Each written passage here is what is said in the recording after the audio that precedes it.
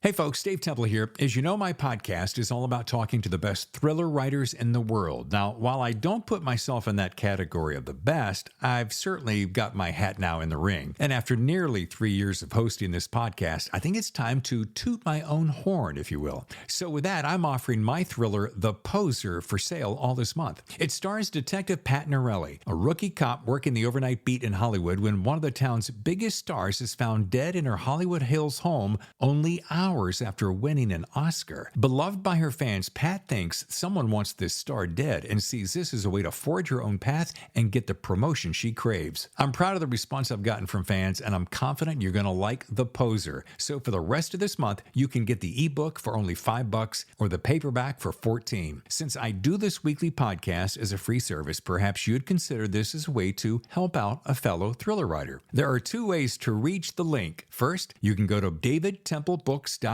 scroll down to see The Poser, click, and you're on your way. Or head over to Amazon. You can find it there. Again, davidtemplebooks.com or Amazon. Thanks in advance for your support. And now, on with the show.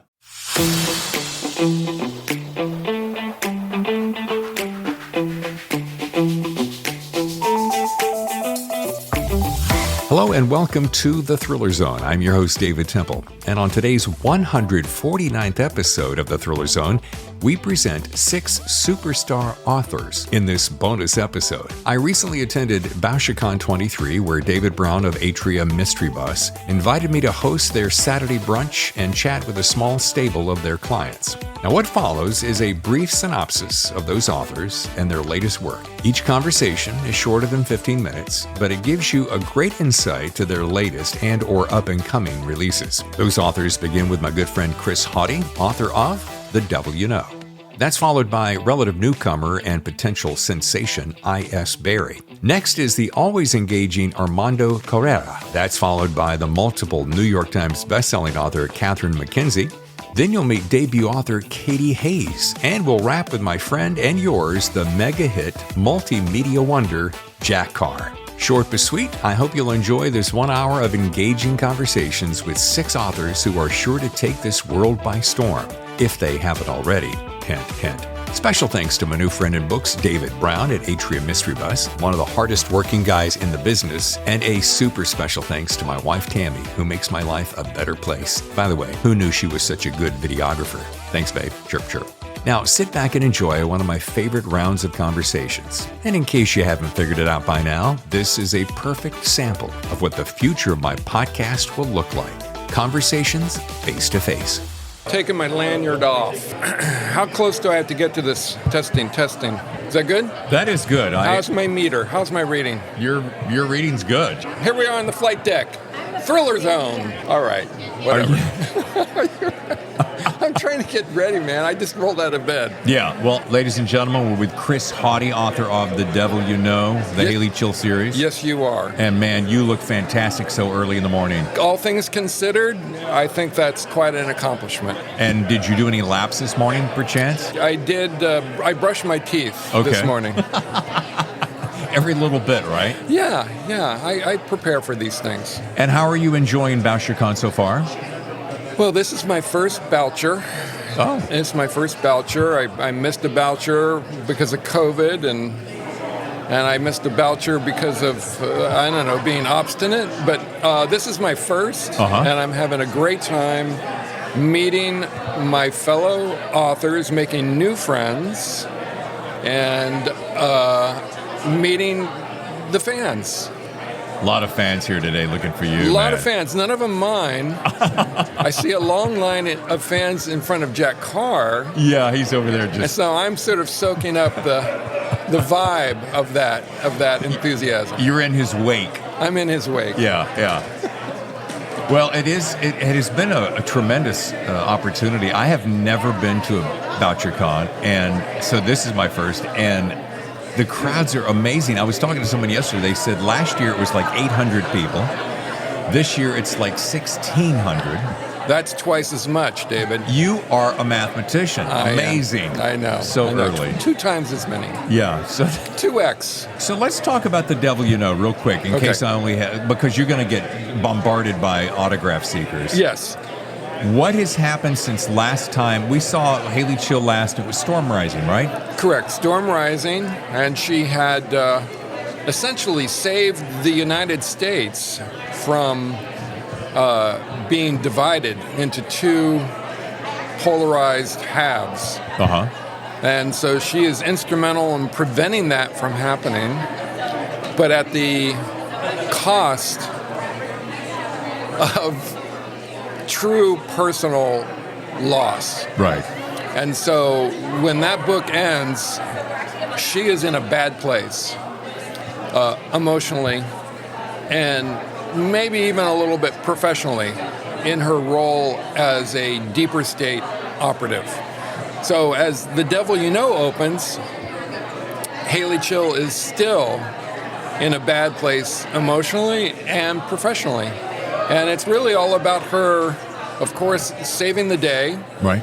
In this case, preventing the assassination of a second U.S. Supreme Court justice. I know. How do I do this? How do you do it? And at the same time, simultaneously, which means the same thing as at the same time, she saves 19 school kids and their bus driver from certain horrific death on the idyllic island at the time of Maui. Wow. Yeah. I noticed one thing. You're always ahead of your time. Every single book. Have you noticed this? Of course you have. It's weirdly prophetic. It's weird. Deep State started that way, and every single book, the book comes out within months, something inside that book happens. It worries me. Well, Nostradamus comes to mind.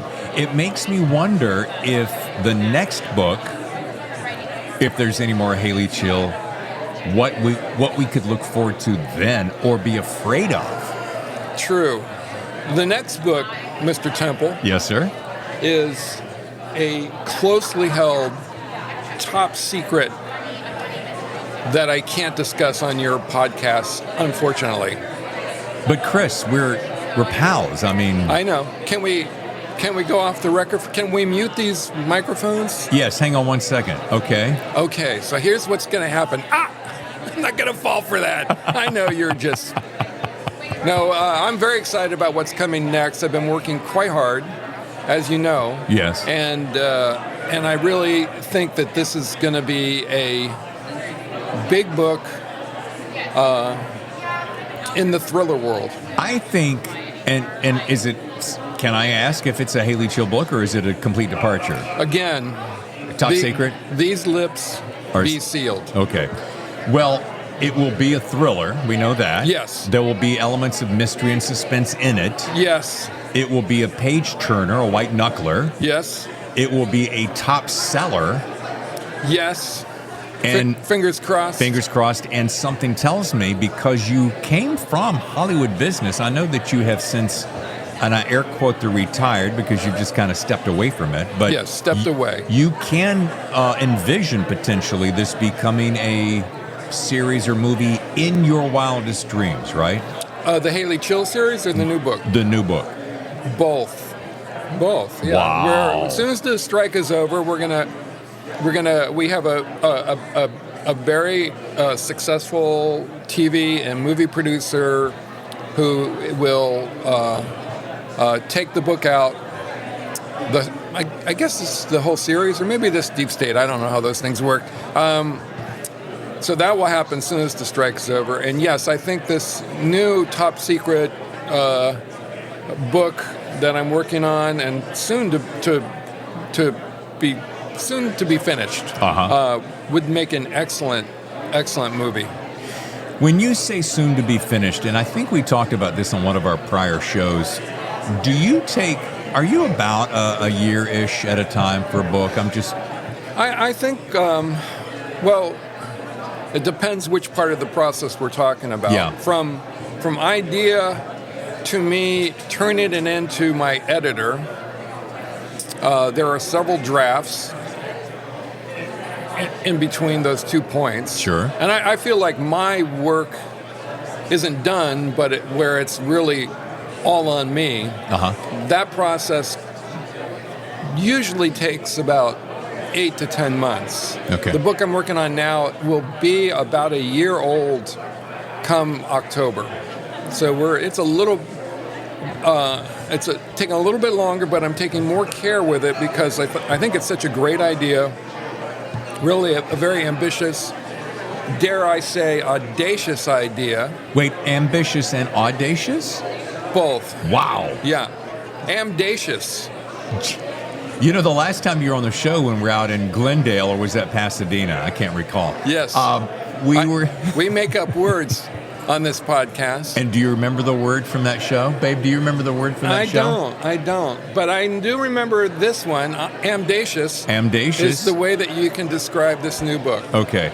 Now, I do know that we walked away because it birthed a T-shirt, #Don'tBeBoring. Right. Which has become a mantra of mine. I hear it everywhere I go. It's everywhere. It's everywhere. I think I saw it on a Times Square billboard. I think I see it on T-shirts. I see it on Coke cans. Yeah. There was. I came out of the Bouchercon yesterday for lunch with some of my author friends, and there was skywriting. Skywriting. Don't be boring. That's amazing. Yeah, everyone's catching on. And have you noticed the world is a more interesting place? It really is, and it's all because of Chris Hauty, author of The Devil You Know. Hauty. Yeah. .com. .com. Here comes Alana. Hi. My blood sugar level is really low. Is it okay if I'm eating a little? You can do anything you want, for crying out loud. I haven't eaten anything, so I'm... We are with Alana Berry, I.S. Berry. The book is The Peacock and the Sparrow. And Alana, I got to tell you something. Anybody who listens to the show knows that I am a book cover fanatic. And this is single-handedly, and I'm not even exactly sure why, one of the best book covers I've seen this year. Thank you. That's such a compliment. It's striking. It's mysterious. It's colorful. It does everything you want in a book cover that says, what the hell is going on? You got this guy in the shadow lighting a cigarette. Yes. And then, of course, you have Ian Caldwell saying, a breathless tour de force, the perfect spy tale. Thank you. Well, smoking figures pretty prominently in the book. So it starts off with something about, I don't like the smell of his cigarettes. That's right. Yeah. His informant. Yeah. Yes, exactly. Why is there something very significant about that? And there's a purpose to that cover in the cigarette? A little bit. So it starts off with the main character saying he hated the smell of his informant's cigarettes, and then there's a point in the book where he sort of bonds with the informant and they share cigarettes. It's like a turning point in the book. And I would say that with an experience of an ops officer of both the Europe and the Middle East, that you're bringing all that CIA experience to light in this book. And this is a debut? Yes. I mean, I would say this if you weren't here, so I'm not blowing smoke up your skirt, but there's a lot of buzz that this is going to be one of those books that everybody's talking about. Oh my gosh, thank you. And that's got to make you feel great. It's such an honor. I mean, it's fabulous. Thank you. And it's so cool, and I mean this in all the absolute best ways, to have a woman write a spy novel. Thank you. I mean, it is. I feel like it's an honor. It's such a heavily male genre that, I'm proud of the fact that I'm one of the only female spy novelists. I think I might be the only female spy novelist who used to be a spy. I hope I'm wrong, but I think I might be. So you can actually say officially that you were a spy? For sure. I had my cover lifted. There's a whole process behind that. And I had to have the book cleared. How does that... See, I know nothing. I love to read spy novels. Yeah. I love that whole world of intrigue. Everybody does. But I've never really understood, A, how does someone become a spy? B, how do you go from that world into the regular world? Yeah, well, the application process is pretty similar to any job. I mean, you really just send in your resume.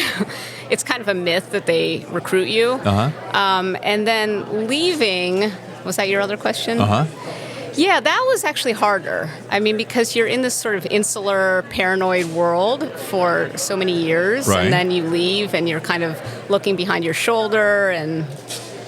I mean, sometimes I still leave a car space between me and the car in front of me so I can have a quick egress in case something happens. So, yeah. Do you find yourself when you're driving home that you don't take the same pattern every time? I did when I first came back from Baghdad. I spent a year in Baghdad during the war, and it took about a year to sort of reacclimate, and my survival skills were still very much part of my life, but not anymore. First time I'd ever heard about that, my brother used to be in intelligence in the Air Force, and some division, I still don't know what it is, and he said he never drove home the same way ever. And I was like, what does that like? He goes, you just get into the habit of it because you have to be prepared as though someone's possibly tailing you. It's true. I mean, the instincts kind of die hard, and especially it was actually more of a concern when I worked at Langley at the headquarters, because then it's like you're taking the same route every day. And we used to joke, because there's a gas station across the street from Langley, and we used to joke like the Chinese, the Russians are probably just parked there watching the same cars go in every day. Can you do me this favor? Can you give me, because I have not had a chance to... This interview was sprung on me before I had a chance to really dig down on it. I'm going to read this book, and I hope you'll come back and be on the show. I'd love to. But can you give me the elevator pitch for The Peacock and the Sparrow? It's basically about an aging spy stationed in Bahrain who gets caught in the crosswinds of the Arab Spring on his final tour. He gets ensnared in murder, consuming love, and an unpredictable revolution, and he's forced to choose a side. That is so succinct. I've had some practice. Yeah. That is amazing. And how has it been received from the people here at Bouchercon and friends and family? You can always start there. Really well, especially from people I think who appreciate a realistic spy novel. And actually, I've been so flattered and honored because the intel community really seems to love my book. I mean, I've gotten so many people who have reached out from inside the community, and they just say it resonates with them. So, and if this is slightly ignorant, just bear with me. It's not too much of a stretch. When you think of James Bond, James Bond is Hollywoodized spy. For sure. So this is the antithesis to that. I would say so, okay. I think it's much grittier, darker. I think it's more in the vein of Le Carre or Graham Greene. I wanted something that was much more realistic. I was going to say Le Carre is the very first person that pops. When you say legitimate spy. And he didn't glamorize spying. No. I mean, he wrote about sort of the ugly realities and, the geopolitics and the sometimes dark consequences of spying. Did you grow up wanting to be in CIA and the spy world and that whole mysterious segment of society? Definitely not. No? I'm a lawyer by training, so I kind of anticipated a more practical route. But I studied abroad in college, and then I worked overseas after college as an editor for a newspaper in Prague during the 90s. Which was sort of the left bank at the time, the new left bank. And I kind of just fell in love with the world beyond. I mean, at the time, that was communism had fallen, and it was an area in transition, Eastern Europe, and that really kind of sparked my love of foreign affairs. Speaking, since we are in the center of Bouchercon, what has been a highlight for you? What's something that you came here not expecting that you were pleasantly surprised with? I mean, just meeting the other authors I've just been blown away, and the level of support and camaraderie, and meeting Mystery Mike, and the Deadly Pleasures crowd, and it's been wonderful. Isn't it neat? And neat seems like such a shallow word, except for the fact that it's such a neat idea that you can step into a world that one would think would be so highly competitive, and yet is so open arm, welcoming, and supportive. It's 100%. I mean, I've said this before.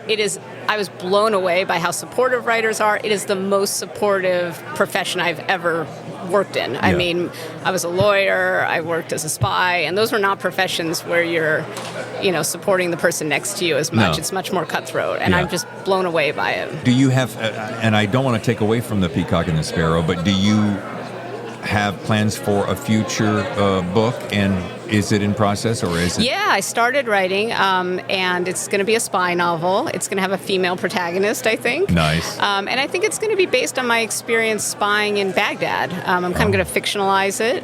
And I'm focusing on one operation in particular where I helped apprehend a top 10 terrorist target through my informant, only to learn later he might not be guilty. We might have gotten the wrong guy. So true. That part's true. Wow. So what is a movie or a TV series today or in the recent that would be similar to that story that you're going forward with?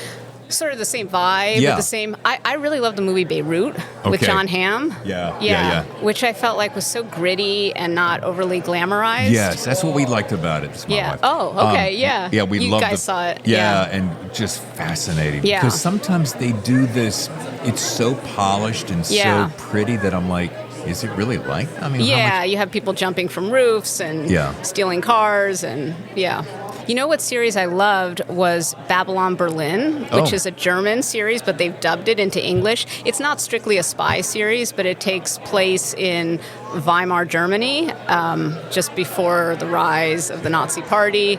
And but it's so dark and noirish and gritty, I and love it it. feels like a spy series. And that leads me to this final question, Yeah. which is, and I know it's a dream. It's a dream of mine as a writer. Do you had anybody interested in this, turning this into either a film or a TV series? I have, yeah. Already? Yeah, a couple. I love it. Yeah, I think it's all sort of in flux now with the writer's strike. Sure. So, but yeah, we have a couple things. Maybe by the time you come onto the show, which is in the very near future, I trust, I'd love we that. can maybe talk a little bit more, and you can That tell would be us wonderful. more. I certainly don't want to speak out of turn, but Thank you. well, Alana, thank you so much. Thank This you is- so much. This was a pleasure. Yeah. Thank you. Looking forward to read. The book again is The Peacock and the Sparrow. Thank you. Awesome. Okay, thank you so much. And let me make sure I get this. Armando Lucas Correa. Correa, like Korea, but Okay. perfect. Nice. I'm not that smart, so I got to really work on it. The book is The Silence in Her Eyes, and I'd love to. How about this? We'll start off with a little elevator pitch. What this book is about. This book is about a girl. She's 28 years old, and she's gonna be by herself for the first time in her whole life. She can see the movement. She's a kind of blindness, and she only see statures. Okay. Everything is stopped since the day she was 8 years old. Oh, wow. The sickness is called akinetopsia, and it's reversible. And she's creating a world around her with all these images around her. Oh, wow. It's Yeah. it's metaphysical, mystical. Yeah, and then, she met the neighbor, a girl, and she transformed into her, and they create a craziness in the middle of New York today. Yeah. Which is where you live now, isn't it? The whole book is in my apartment. That's the funny thing. Oh, It's my that's right. neighborhood, my bookstore. Everything is in my apartment. I love When it. you open the door, you can see Morningside Park, and you can see the dog. And I love creating this craziness around me. Yeah. You're the author of, is it The German Girl? The German Girl. Now yeah. that was a monster hit, wasn't it? Oh yeah, that opened all the door for me, and I was lucky because I remember I was a friend of this editor, Johanna Castillo at Simon & Schuster. She can read in Spanish, and my first book, it was a kind of memoir, In Search of Emma. And I remember having a lunch with her, and she said to me, Armando, you have to write a novel. I said, Johanna, every writer has a novel under the bed. Yeah. And I remember the next lunch with her, and I presented all this idea about the German Girl, all the memorabilia that I have, all the stock, the original postcard from this St. Louis, ocean liner with over 900 Jewish refugees, all of them with permit of disembark in Cuba in 1939, and Cuba denied the entrance, and United States and Canada, and then they sent them back to Auschwitz, actually. Wow. And then I create this story, and she said, okay, I'm going to buy the novel. I only have like a couple of pages and the whole idea, a couple of chapters, let's say. And she said, Simon & Schuster is going to take like 2 weeks to make a decision. The next day, I have a contract on my desk. And then I signed the book, and I was lucky enough that before the book was out, it was sold to over 12 countries. And then she signed me to another 2 books. And sometimes editors and agents are lazy, and they want to write, they want me to write another historical novel. Right. And then I have The Daughter's Tale and The Night Traveler, that is the one that is out. But when I finished The German Girl, I presented the idea for The Silence in Her Eyes. I said, no, Armando, don't write any thriller. You are good at, historical novel. And The German Girl sold over 1 million copies. And then, they want me to stay in the same boat. And when they said, okay, I'm going to write the book this is the only book that I finished and I sold finished. Because, all of them, they were ideas and a paragraph, sometimes a sentence. Yeah. And then when I finished, she loved the book. Yeah. And my editor, Peter Borland at Atria, he was a wonderful editor because it's a new genre. It's difficult. It's a completely way to write when you are doing this kind of thing. What do you suppose was the magic? I know that's a tough question, but what is the magic that made that book skyrocket? The silence, Yeah. I think it's the idea to create this kind of fantasy. Because, I don't know, you heard before akinetopsia, the sickness? I never heard about it. Right. I want to create some kind of sickness with her, and they're another kind of blindness that you can define the face. Yes. This is real, but for me this is like a fantasy. Right. Stop motion is different when you can see the movement. Sure. And I started studying. I did a lot of research about this because it's in first person. You have to write like you are in her mind. Right. Seeing all this work and creating a story in every person that is stopping you. Right. Because the only way you lost the person is when you blink. If you are here right now, I'm going to see you forever until I blink. Maybe you left already. Oh, wow. But I can smell that you left. I can listen your steps, And then if she loves someone, she wants to stay here. If she blink, she lost the image of the person that she loved. That is so amazing. Yeah, I've never heard of this. Yeah, me neither. And there is a lot of video on YouTube, some cases in Germany, and how they see, if you go to the subway, they function better when they have the eyes closed and they use the walking stick. Exactly. Yeah. And because with the eye, you can see the car here, you can see everything. Yeah. The good thing is they have like a good sense of smell and noise. Everything overcompensates. Exactly. Yeah. But for her, it's like when it's a taxi, it's like a yellow cloud. Yeah. And the rain is beautiful. The rain, there are glass, like a piece of glass until like you blink. Yeah. It's beautiful. I love it. Yeah, it's fascinating. I've never heard anything. Well, now I understand why the cover is done in like this repeat pattern. Well, having come from a background of journalist, editor, has got to have influenced you strongly to be such a strong author. I think, I am an editor and I love to be edited. Yeah. I believe in editors, and you're a big fan of that. Oh, yes, yes. And for example, you always fight with your editor. When you finish your first draft, you send your masterpiece, you think it's a masterpiece. Right. And then when the editor, of course, the first paragraph, you're brilliant, you're a genius, and then, step 1, step 2, say, he's crazy. But the next morning, I said, he was right. Yeah. And then you start working. And for me, it's their problem. I don't have any problem to finish a book. Right. If you want me to write another scene, I'm going to write another scene. Sure. Yeah. And I am my first editor at the same time because, for example, this is around 100,000 words, but I finished over 200,000 words. And I'm cutting because I prefer to have the whole atmosphere. Right. And I know I am very conscious for the pace because my major was theater critic and I study theater and I create a scene. I know, the next action has to happen. I don't want to be, you'll be bored. Less is more. Exactly. Yeah. And for other place, I when I'm reading, I want to enter to a room, to feel it, to see the wallpaper, the texture. You know, I think I'm good at it. Yeah. Sometimes too much, but you know, I love to because some kind of writer, and it's valid because I love it. You know, you are reading their thinking. Sure. But I want you to feel like the character and go to the room and you go want to to the inhabit bed. that entire world. Yeah. Well, are you telling me that The German Girl was your very first book? Yeah. And you did 1 million copies on your very first book? Yeah. I'm lucky. I was going to say, there are people at this convention, Bouchercon, that dream decades dreaming to get where you've gotten. So it has to just hit you in such a profound way.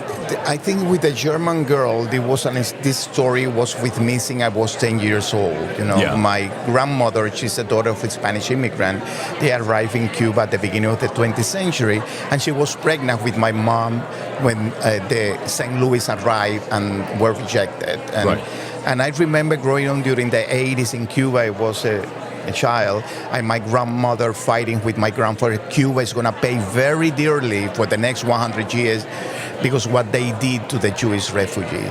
And then I started, you know, doing, I was a kind of child that instead reading about cowboys or, you know, I read about the Second World War all the time. I was obsessed with the Second World War because of my grandfather at the same. He loved history, and I was passionate about history. And for my mind, I said, can this happen in the, you know, because the Second World War happened in the 20th century, in the most civilized continent in the world, in the most civilized country in the world. Right. That happened in our countries, you know, in the third world, but not in the first world. And for me, I have a fascination about that. And I started, you know, collecting story. I was thinking to write a non-fiction book. I have the survivor of the book, you know, the children of the St. Louis. Right. And when Johanna talked to me, I said, okay, maybe I became a father. I always said that my daughter, she's 17 now, she made me a writer. Because I remember Why is that? Because The German Girl, that it was going to be a non-fiction book, started, you know, in the voice of a 12 years old. You know, the first sentence is more or less like, I'm going to be 12 years old, I decided to kill my parents. You know, that's the first sentence. And at the beginning, it was 9 years old. And, you know, she was growing up with Emma in a way. And all the emotion and the father with the daughters and mother with the daughters is because of I am a father, I think. Yeah. I cried a lot. I make people cry. I love make people cry. You like to I love it. Yeah, and this is since I became a father. You know, if you talk to me about your dog, maybe I can cry right now. Right. You know, I am. You're an emotional guy. I am emotional, and I love to create emotional connection with the reader, and I think that's my key when I did the German Girl. Yeah. And so with Silence in Her Eyes, it is a thriller. It's a thriller. Yes, because you know, I am not going to spoil the book, but you see this delicate woman. Right. She looks very young. Younger than the 28 years old. She's living by herself. She's in love with the delivery guy, with the guy in the book called she's a good reader. She's all the time reading. Right.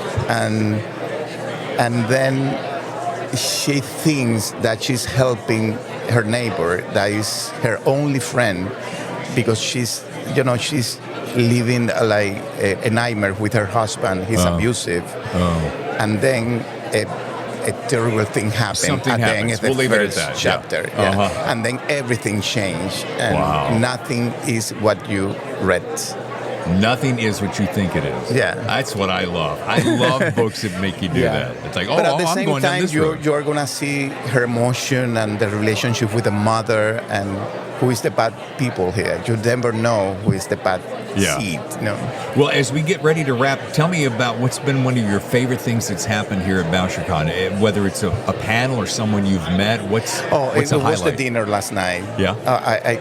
Mike, I don't know, he organized this kind of dinner since the beginning of the convention with over 40 people, I think. Wow. Most of them writer, publicist, bookseller. And, I am very introvert. For me, it's hard to make like a connection in this kind of big I don't thing. believe that at all, but go ahead. And no, believe me. And right now I'm talking to you. Sure. But it's hard for me. And then in the table, I met another author. I met Jack Carr. Yeah. We're in the same, imprint publishing house. And it was wonderful. And everybody's nice. It's different. Yeah. Believe me. People from the thriller world is completely different from the literary world. And how is that? What's the biggest? They're friendly. They talk to you. Literary or a thriller? A thriller. Yeah, very friendly, very approachable. Approachable, and they talk to you. They ask about your book. Yeah. And literary, not so much. No. They only talk about them. Oh. Yeah, all the time. Yeah. That's nice. I'm not against anybody. Sure. But it's a different world. Yeah. Well, Armando, I wish you huge success. I don't think you need a whole lot of wishes because you're doing something right. Thank you for having me. Absolutely. Yeah, thank you. That's great. Okay. Such a blessing. Thank you, guys. Do you want to finish your apple? No. Okay. I'll eat it after. Catherine McKenzie has written a book called Have You Seen Her? And she's right here on the Thriller Zone. Thanks for joining us. Thanks for having me. How about Bouchercon so far? Having the big thrill of your life? It's been fun, for sure. Maybe you can hear it in my voice. Yeah. Too much talking. Maybe too much talking at the bar. Was last night particularly, Fridays and Saturdays tend to be the big... Yeah, I think actually Thursday night was my big night. I went to bed a little earlier yesterday. Yeah. So, yeah. And what's been a highlight so far for you? It's always fun to meet with other writers and meet some fans. And one of my editors is here, so I've been hanging out with her. So it's been fun too. Tell us, so we can jump into a little bit of a elevator pitch, because I have not had a chance to read the book. It just was presented to me, but... What? No, I know. It's fine. I'm storming out of here. It's okay. Tell me about this book. So Have You Seen Her is the story of Cassie Peters, and she is leaving New York for reasons which we will discover eventually, of course, to go join the search and rescue squad in Yosemite National Park, which she had done 10 years earlier. Soon after she gets there, a couple goes missing, and it echoes another disappearance of a couple 10 years earlier that she was also involved in. Wow. Pulls you right in. Now, I was reading that a lot of your work's been optioned for television. True. Is this one also in that? This one has not yet. I'm going to say yet. I'm going to be positive. It has not yet been optioned. No. And where can we possibly see some of this show up? Besides the top-selling book lists. Oh, right. Well, nothing's been made yet. Hollywood, which is on strike. Yes. The vagaries of that. But, I have various projects at various stages of development. One of my books, I'll Never Tell, they've actually written 2 scripts for it. And so maybe it'll become a TV show when the strike gets resolved. For someone who is listening to the show that doesn't quite know how that machine works, can you walk me through that? So if Hollywood comes to you and says, Catherine, we love your book, we want to turn it into a TV series, right. How does that happen? So they do what's called option the book, which is they give you some money to have the right to produce it, usually for a year, 18 months. And then they normally try and find a screenwriter to write a script, come up with a pitch and write a script. And if they like that, then they go to networks to try and get a deal. And if the network likes it, then they ask for a bunch of revisions, and maybe they ask for a second script. And then eventually, if they actually go to make the first episode, they have to write a check to the author to buy the rights at that point. And anywhere along that process, anything can go wrong. So you can get paid as an option for them to just have the permission. The permission, and then exactly. when it actually happens, you get paid again. And then if it's super successful, you get paid again. You get paid every episode of TV. There's a fee that you get paid, How many people do you think see stories like yours, Right. and they and I have a very specific reason for this, and they go, oh, well, that's what I want to do, and they get into the business thinking it always happens that way. Oh, yeah. I mean, I've definitely read stories like that. I think once every 6 months, somebody on Twitter is like, I'm going to start writing to get rich, and everyone starts to laugh, obviously. I don't know if that's happened, from my books in particular, but I've met a few people who have said that they started writing because they read my books, which is always kind of very cool. But I don't know. I mean, I was, people liken getting a book deal to winning the lottery. And I think getting your book made into a TV show or a movie is like, I don't even know what that's like, winning the Super Powerball. Yeah. And then for it to be good on top of it, then that's another whole thing, right? So You mean good, the adaptation that they do? Yeah, Okay. yeah, right. It's easy to make bad TV. Yeah. It's hard we've to make, seen. as we've seen, it's hard to make good TV. So Speaking of bad, and you started off the conversation a little bit with the strike, how does that hit you? How does that make you feel? What do you think about this? Well, I had a bunch of projects that were like about to go right before the strike. So, it was a little personally disappointing, obviously, and hopefully those will all get revived afterwards. But I think it's super important. I think that, we don't have a union in the book business, but maybe we should. Yeah. But I think that there's been a power imbalance that's really happened in the industry, where the people who produce the content are kind of at the bottom of the totem pole, Yeah. which seems a bit inverted to me. Not that it's not hard to run a studio, but I feel like there's more than one or two people who could run studios, probably for a little bit less money than $250 million a year. Like, I do it for $5. Yeah, and yeah. Give me some training. I feel like I could learn how to do that job. But, original, fresh ideas are harder to come by than you'd think. And Yeah. so I think people should be able to make a living doing a creative pursuit. And Lee Goldberg was on the show recently and had the greatest thing. He said, the guys who are making the decisions are making millions of dollars. Millions. However, all we're asking for is like 100,000. Yeah. A token of money because we created it. And I said, it comes down to one word, and we said it simultaneously, greed. And it always is, isn't it? It is, and I mean, again, I'm not anti-capitalist. Sure. There's enough money to go around for everyone, I think, is the point. That's and, the bottom the line. WGA has, I think, been amazing at their communication, which they're writers, they should be. And they've put out a graphic that showed that, like, what we were asking for is, like, 0.18% or something of last year's earnings What? by the companies. It's nothing. We're asking for nothing. And to be told and to hear from, again, people who are making $50, $100 million a year that, like, we have unrealistic financial expectations or we're greedy is hard to swallow, That same conversation, if I may continue, is the fact that everyone gets bent out of shape on, I need more money. But we just need a little bit more because in order to propagate more good stories. So they go, well, we just go AI. So we had this whole conversation about AI. Right. The thing about AI, it regurgitates information that already exists. So what you're going to do is get a watered down version of everything that's already happened in the past. Yeah, I think so. I mean, who knows where AI is going to go? It's in its infancy. Do I believe that they put out the best version of that for free? No, they probably have a better version, behind the scenes. And I think that AI in some industries has been super helpful, Sure. and we all use aspects of AI without thinking about it. Spell check is an early version of AI, right? So, again, I think that comes down to just like sometimes a lack of respect for how we're all here, there aren't books if there aren't writers, and it doesn't mean that editorial and the cover designers and the production side of it and the management side are important, but they're not more important. And that's what I've just found always fascinating is like, how did you become more important than the people who are People, I think in general, don't buy books because of an imprint. They buy books because of an author. Exactly. Right? Yes. And they're not like, oh, this person is president of this such and such book company, so I'm going to go buy all their books. They don't care about that. Right. You know, Right. They care about Jack Carr, who's just Exactly. sitting right over here. Right. You know, that's who they came to see, and that's whose books they want to read. So. And they came to see you too. Oh, that's kind. I saw quite a line out in front of Oh, you.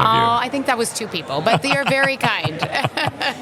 I saw a line, I think it's on the inside jacket of your book. It's easy to disappear when no one is watching. Right. When I read that right there, between a good cover and a byline like that, Yeah. it makes me want to read it. Oh, good. This is not a series. It's not a series, no.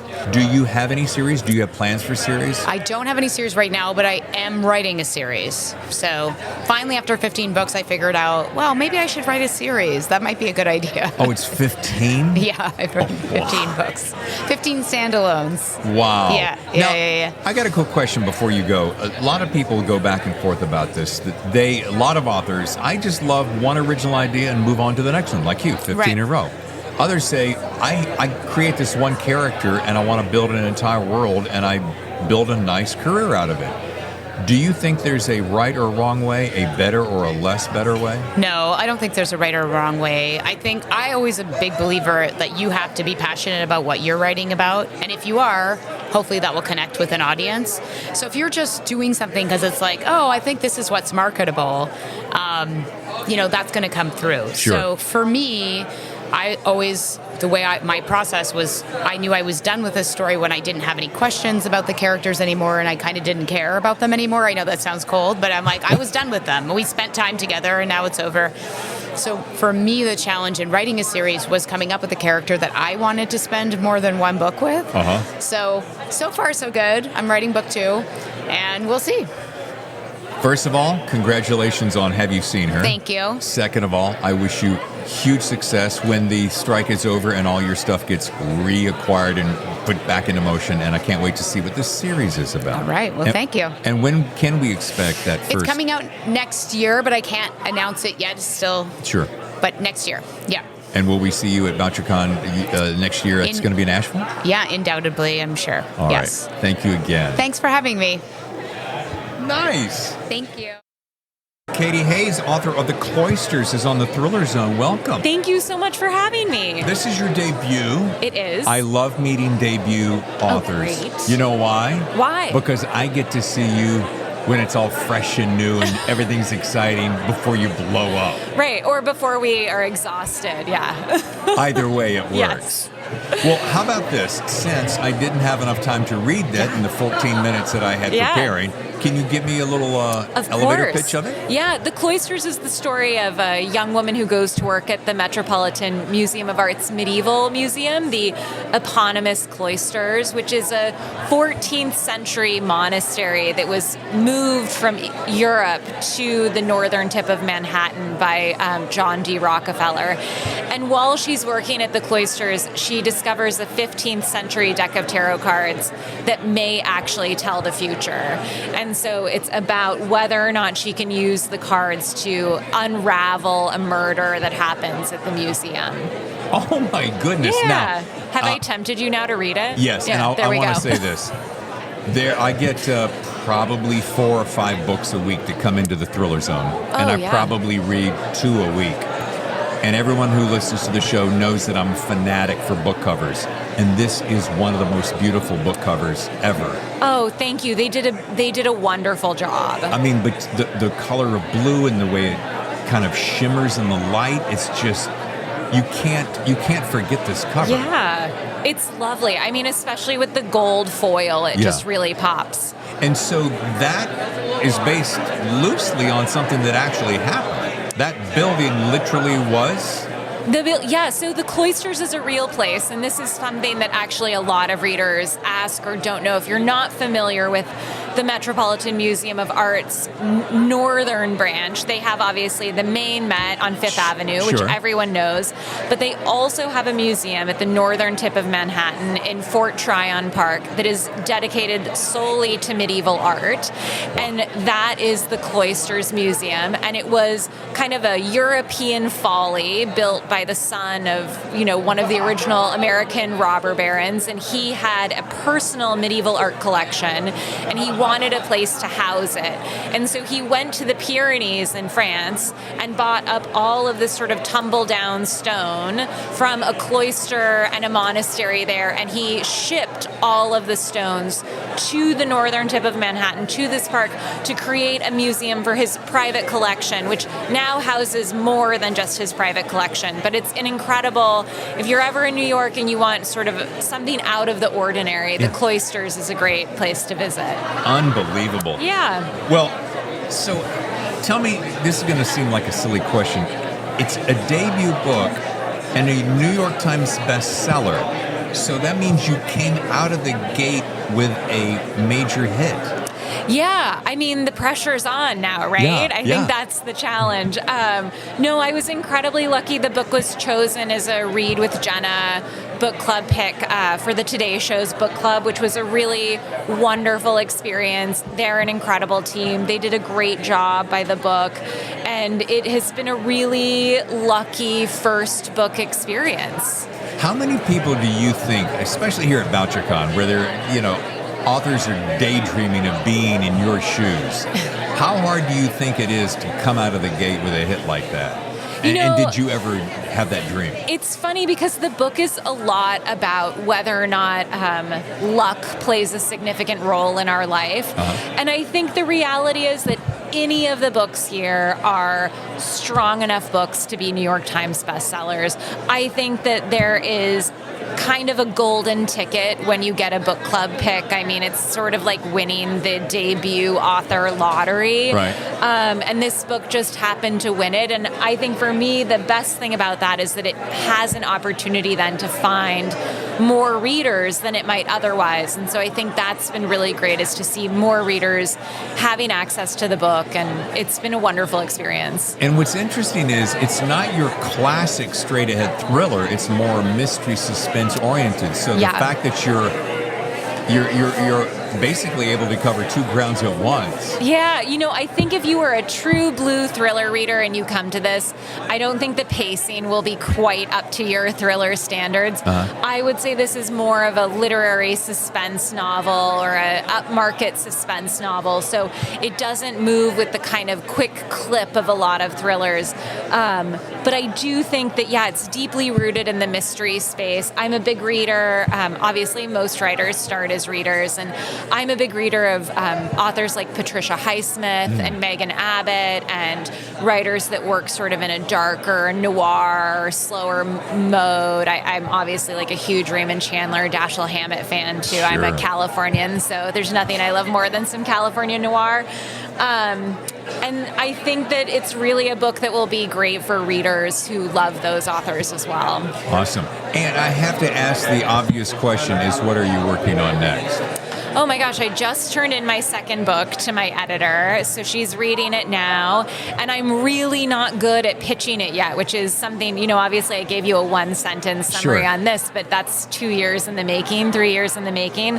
But it's the story of a man whose wife is found dead on the island of Capri, and he lives under the suspicion of having killed her for 30 years, but is exonerated of the crime. And he returns to the island with his daughter, and again, someone dies 30 years later, and it's about the unraveling of the family in the wake of this second death and how it causes them to question everything that came before. And that one is definitely more paced like a thriller. It really, right from the get-go, is just foot on the gas, kind of wonderful. And I love the setting. For me, in a book, I want to travel someplace that you want to spend 6 to 8 hours. So the island of Capri is this kind of weird and magical place that is both, everyone there, it reminds me a little bit of LA. Everyone there is kind of performing something that they want to be or are hoping to be. So it's a lot about appearances, illusions, things like that. Yeah. Well, the book, again, is The Cloisters. The author is Katy Hayes, and boy, it's, again, a beautiful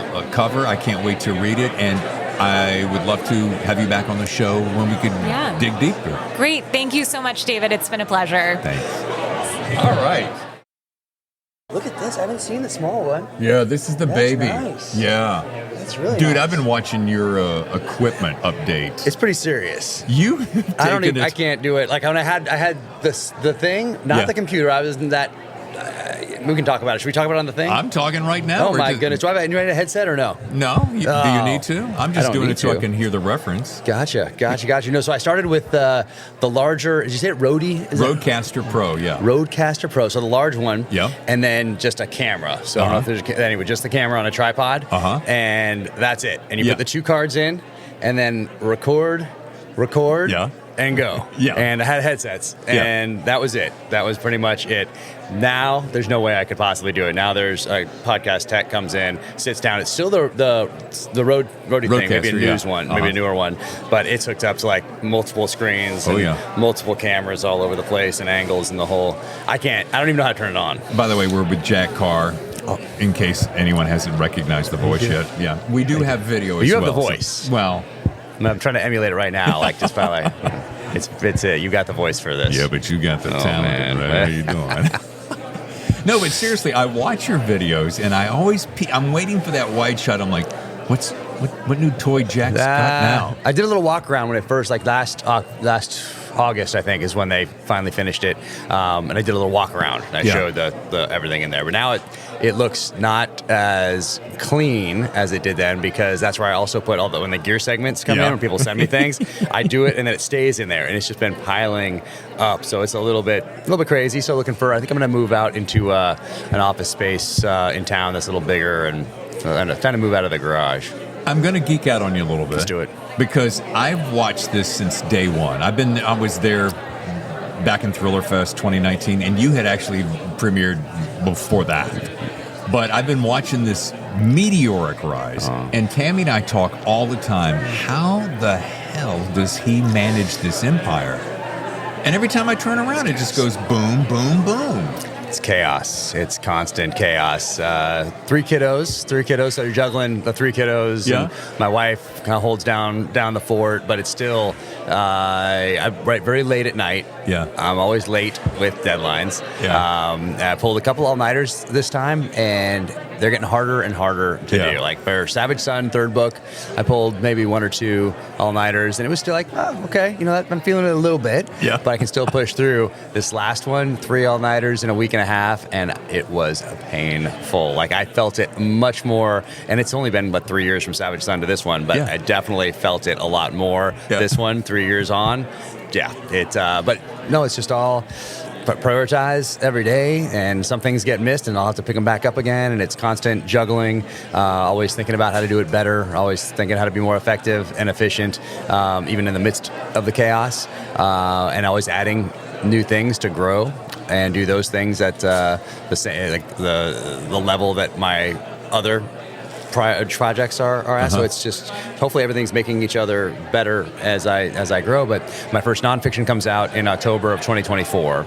So adding that to the mix. Tom Clancy started doing that in the early 90s. Right. So I think it was after book 6, I want to say, but it might have been after book 5. But he started doing the nonfiction. Then he started adding more things to what he was doing. So my first nonfiction book is on the 1983 Beirut barracks bombing. Right. There's a lot of newly declassified documents that have come out in the last few years. So now you can piece together what was happening in the White House and who was making decisions whether to put Marines ashore or keep them on ships in the Med, and what level of involvement we were going to have in Lebanon. So with that, and then going and talking to survivors who are pulling their friends out of the rubble, and talking to people who went to identify bodies. The same team that identified the bodies at Jonestown got sent to Beirut, Lebanon after the bombing. So there's you can piece together this whole story, and I won't tell you how it ends. People don't know how it ends because there's a 2008. There's something that happens that's extremely significant all those years later. So it has a beginning, middle, and an end that almost reads like a thriller. But I want to keep that history alive and keep those lessons alive so that future generations don't have to learn those same lessons in blood. The way that the speed with which you move through life is always been amazing to me. And so Only the Debt most recently, will you try to do a nonfiction and a fiction simultaneously each year? That was the idea when I pitched it to Simon & Schuster, and they loved it.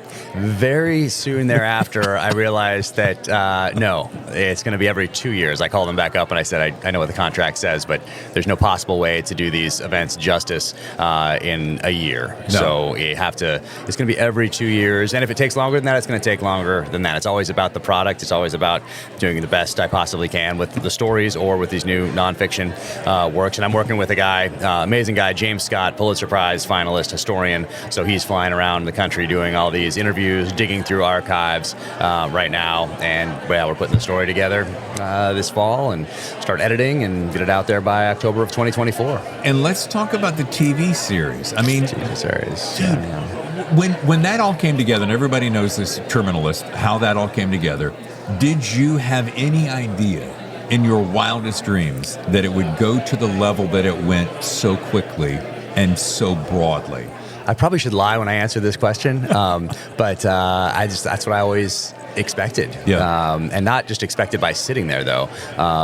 Expected, hoped, I guess, but also knowing that that I had to put in the work throughout my whole life for that to happen. Sure. But as a kid, I'm looking at First Blood, and I'm looking at the book and the movie. I'm looking at Brotherhood of the Rose, the book, and the NBC adaptation, and I'm taking note of all these things, and I'm learning, and I'm absorbing, and I'm finding out what I like and what I don't, and just making it a part of my experience and my foundation. So when I got to the show and was fortunate enough to put a team together that was the exact team I wanted, and there's a lot of trust in Hollywood also. Sure. So if you because you're handing this over, especially as a brand new author that no one knows, and you're not coming from politics and sports, no background in social media, no following, nothing. Right. So when you option something at that stage, by contract, they can do whatever they want. Right. So there's a lot of trust involved in having Chris and Antoine Fuqua involved in this from the get-go, and them wanting me involved at every step of the process. So I became a student of screenwriting and the whole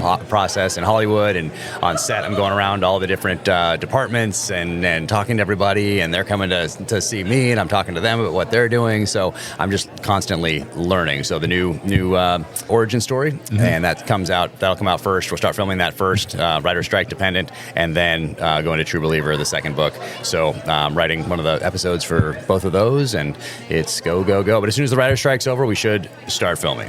How do you like the screenwriting aspect in comparison to I'm hoping that one complements the other because they're so different. Novel is just me, so if people hate it, whatever, that's all on me. Yeah. And I never think about reviews, critics, audience, losing an audience, gaining it. I never think of any of that. It's all about the story. Right. So 100% heart and soul goes into it. I honor the story. I never think, is someone not going to like this? Or is this going to alienate somebody? Or what's popular right now? Yeah. Or should my chapters be shorter? Or should they be long? No, never, ever any of that. It's all about the story. And in screenwriting, now this is a collaborative effort. Oh, yeah. This screenwriting is a team effort, meaning that you have to, especially if you're new, really choose your battles, build up political capital, and then decide how you're going to expend that. Is it going to be something here that's really not going to make too much of a difference and it's probably going to end up on the cutting room floor? Right. Or is it something big where you really need to draw that line in the sand where you know you're going to lose your audience if you go down a certain path? So you have to figure that out. That's the art of it, the art of leadership, right. The art of working with a team. And so very, very different. This, I'm just locked upstairs in the house and trying to write without interruption. Screenwriting, you're sending scripts back and forth. They're going up the chain all the way to the top of Amazon, back down with notes. They're going to Chris. They're going to Antoine. More notes coming in. They're talking about things. You're collaborating. You're changing. You're coming up with a reason not to change if that's the case. And so it's a very collaborative process. So very different. And there are rules. In here, in the books, no rules. No rules. Do whatever you want. Yeah. I can blow up the Golden Gate Bridge. I can go jet around the world. I can do anything. Screenwriting, not so much. Yeah. You have 45 minutes to an hour to tell a story, and you have to tell it in a certain location, and there's a budget, and there's this. Really, it's the time, though. Yeah. That's the real limiting factor. And so you have to get very good at telling this story that's going to connect with people within those constraints. Yeah. Those constraints do not exist in a novel. Do you have a preference? Does it matter to you? I like both, but I started as a reader. I didn't start reading screenplays as a kid. I'm reading books as a kid. Sure. But I'm still a student of film from the audience perspective, from the fan perspective. So I like them both, but my foundation will always be the novels. You also made a great comment when you were on the podcast, and Mark Graney shares this mentality, and he goes, and you both said this, when people will go, oh, but Jack's book was so much better than the TV show. You both said, I created this, Hollywood created that. This is my story, and that's their interpretation. And I always like the idea that you guys said that, because what you're doing is you're saying their art form is their art form. Yeah, it's an adaptation. It's not, they're not just like taking every single line in here and putting it into a script, copying and pasting, because of those constraints. So sometimes 3 characters might get morphed into 1. Some characters might not even make it because you have 8 hours total to tell, 8 episodes to tell this thing. And I always went into it just knowing that First Blood, the book, very different than First Blood, the movie, both fantastic. 2 totally different mediums in which to tell a story. But I went into it knowing that there were going to be changes and wanting to be a student of that process. So, but I love being involved with it. But then again, if it's horrible, then you got to take ownership. You can't say Hollywood screwed it up, because now you're a part of this machine. So you got to take ownership of that. If people hate it, that's just okay. That's how it goes. But I love both. I love every part of the process. Do you ever, Jack? Do you ever get to the point where you just go, I would like to take a big, long, deep breath? Because I know you've got, between books, fiction, nonfiction, your online store, which is crazy successful, and all your product launches, and the TV and movies. Do you ever just go, could I grab a little breath? Or do you go, I'm making hay while the, whatever that phrase is? Yeah, well, the sun shines. So, no, because I've not until just now. So thanks. No, I think of it more in terms of how do I do this better? How do I focus on doing the things that only I can do? And how do I take some of the things that maybe I don't have to do and give those to somebody else? So I'm bringing on a chief of staff that can help do some of those things that maybe I don't have to be doing. Take over like some emails and meetings and schedules and all that sort of a thing, and act as more of a protector barrier so that I can just focus on the writing, and I'm not also doing all of those things. So it's time to professionalize a little bit so I can work on this next book number 7, work on the nonfiction. There's some other projects that haven't been announced yet that are also in the works. So there's a lot to manage, and a lot of those things are things that only I can do. So anything that maybe somebody else can do, I'm going to outsource that, delegate that here in the next few months. I think I know of a wife and 3 children that would probably applaud that. Would that be? That's it's busy times, but I try to put the pen down, close the computer, put the phone in the other room, and just spend time with them when we're together after school, or like picking up the youngest at lacrosse practice or whatever it is. Then I'm trying to be off, and then only when he goes to bed, then I'm back on for another few hours of uninterrupted work, and then up and back after it again in the morning. And did you tell us just before we came on, daughter is in college now? Yeah. So college there. We have a 15-year-old and a 12-year-old. But it's still constant chaos. I mean, it's just how life is. But I love it, and you got to realize that the kids aren't going to be around for that much longer. So you got to embrace it while you can, and love every minute of it, because you'll miss it when they're gone. So that's kind of how I look at it. And since we're sitting in the middle of Bouchercon, you were a surprise guest at the last minute, weren't you? What made you decide to come back to the old stomping ground? Well, I wanted to come.